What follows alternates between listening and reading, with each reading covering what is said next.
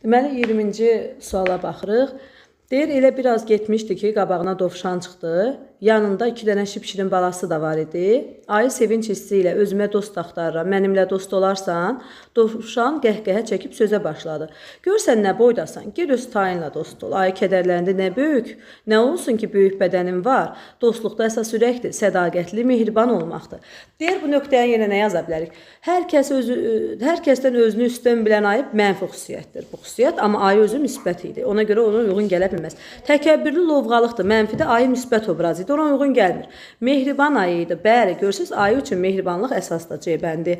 Məzmun ilə bağlı yanlış. Mayalar üçün top oyunu sadə, əyləncə və ya fiziki məşğələ deyildi. Onun çox dərin dini mənası var idi. Top günəşə işarə idi. Onun yeri isə kainatın simvolu idi. Mayalılar tək və qrup şəklində oynayırdılar. Oyunçu topu şaquli vəziyyətdə olan daş halqadan keçirməli idi. Onlar topa ancaq dirsək, diz baldırı ilə zərbə vura bilərdi. Topu kauçukdan düzəldirdilər. Zərbələrdən qorunmaq üçün oyunçunun dizinə, dirsəyinə, baldırına dəridən sarğı bağlayırdılar. Yanlış fikir seçirik.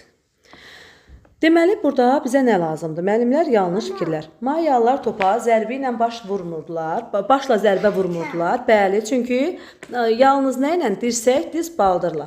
Deməli, bu doğru fikirdir. Bir doğrudursa, bir olan cavabları çıxarır.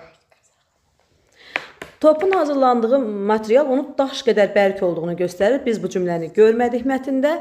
Mayalar arasında heç bir indiki oyunla oxşarlıq deyir yoxdur. Bunu da görmədik. Çünki niyə qrup şəklində olmağı var? Məsələn, halqadan keçirirdilər, indi tordan keçirirdilər topu. Topun günəşə yalnız yumru olması ilə biz belə cümləni də görmədik. Təhlükəsizlik tədbirləri görürlər. Bəli, dizə, baldıra sarğı bağlayırdılar. Bu da düz fikir. Bizə yanlış lazım olduğuna görə 2, 3, 4 E bəndi. Sonra deyir ki, ailəmiz babamın ad gününə hazırlaşırdı. Xocalanı tərk edəndən bəri bizimlə yaşayır. Babam gülərüz, xoş xasiyyət adamdır. Xocalanı tərk edəndən bəri bizimlə yaşayır.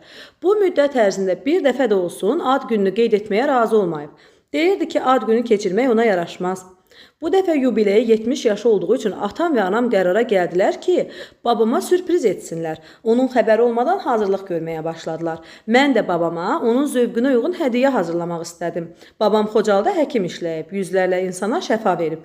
Neçə insan həyatını xilas edib. İndi təqaüddədir, işi üçün, Xocalı üçün darıxır. Bizə doğru fikirlər lazımdır. Deməli, doğru fikirlər lazımdırsa, deyir ki, ilklə son cümləsi arasında məzmun əlaqəsi yoxdur. Niyə babasından danışır? Yenə babasından danışır. Yəni, biri biz niyə götürürük ki? Doğru fikir götürə bilmərik, bir olan cavabları çıxarırıq. Xocalda davam etdirmir. Bəli, indi təqaüddədir. Gördük ki, təqaüddədir. İkini götürə bilərik. Ad günü keçirməyə yaşının çoxluğuna görə özünə sığışdırmır. Deyir, ad günü keçirməyə yaşının yox. Yazır ki, Xocalanı tərk edəndən bizlə yaşayır və bu müddət ərzində ad günü keçirmir. Niyə? Çünki Xocalıdan uzaq qaldığı üçün keçirmir.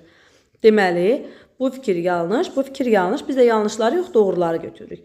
Xocalıdan könüllü tərk etdiyini görmədik. Bu da yanlışdır. Ömrünü boşa keçirməyib, bəli, neçə insana şəfa verib. 2, 5 C bəndi.